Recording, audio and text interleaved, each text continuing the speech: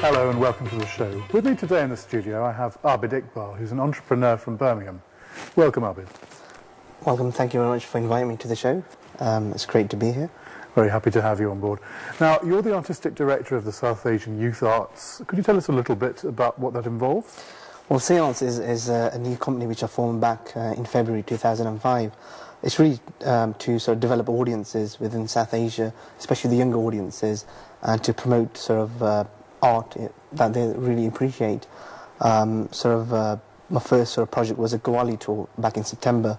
Really is trying to give youngsters an alternative piece of music. I mean, they hear a lot of Bollywood, they hear a lot of Bhangra, but then Qawwali is another form of music that they should be introduced to. So that is the whole idea. So my first project that sort of kicked off. That's interesting. So what exactly is Qawwali in a few words?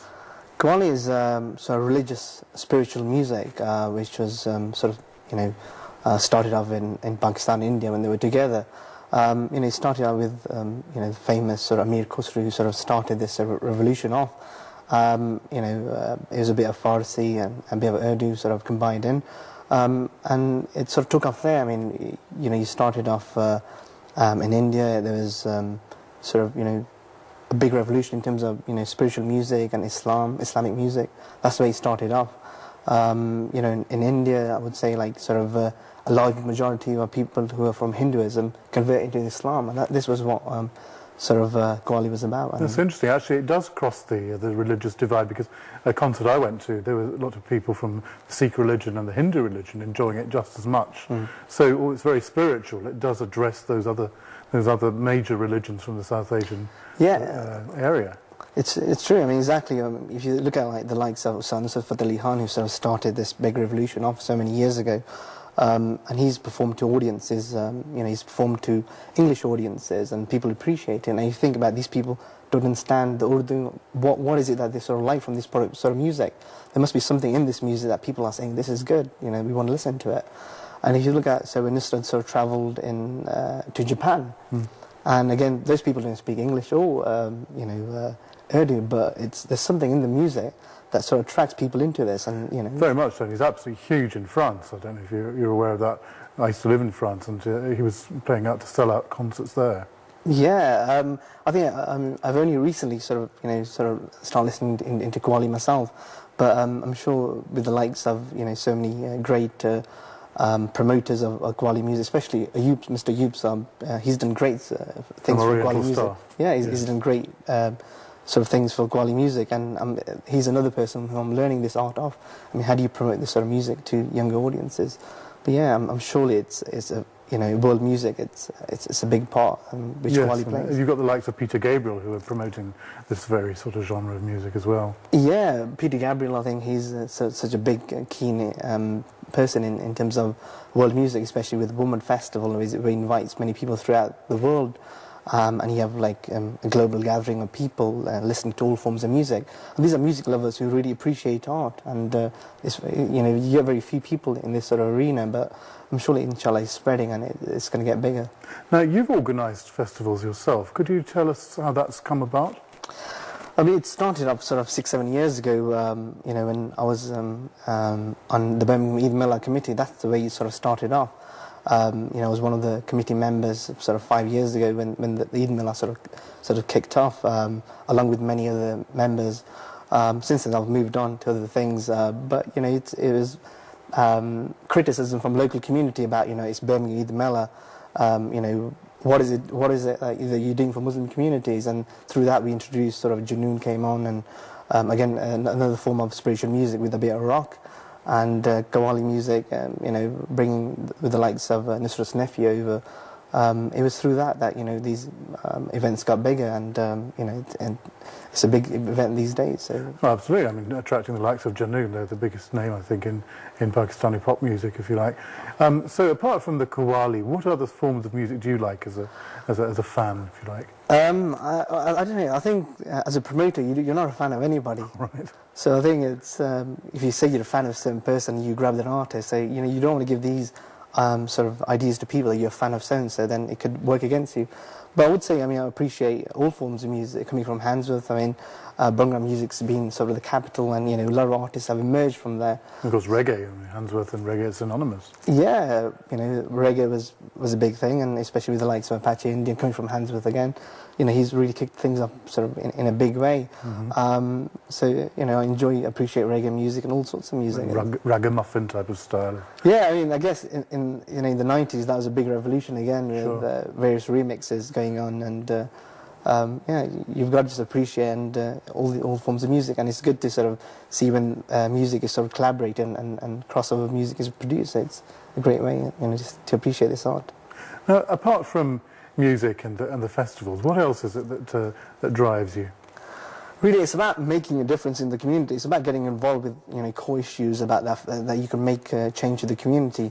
I have a full-time job which I've sort of cut down my hours on recently because by profession I'm a sort of IT developer programmer. But I get involved with other things. As I said, it started off with you've got to sort of build your credibility in the community. People don't approach you to sit on various boards. It takes time. I'm involved with other things like sort of a regeneration program, SRB6, which is a £39 million budget, to make... That's a single regeneration budget. That's right. And how did you actually... Who don't know the acronym. Yeah, that's right. Single regeneration budget. Again, it's a £39 million budget, which is, pumped into the local area to make that difference. So that's another thing I'm sort of involved with, and many others.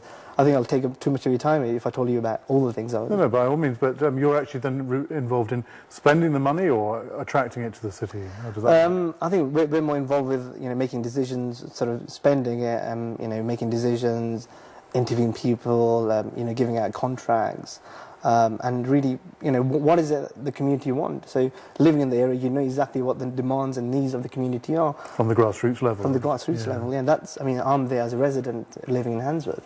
So I know. You chat to people exactly what is it that they need and what is it that can make a difference to your local area.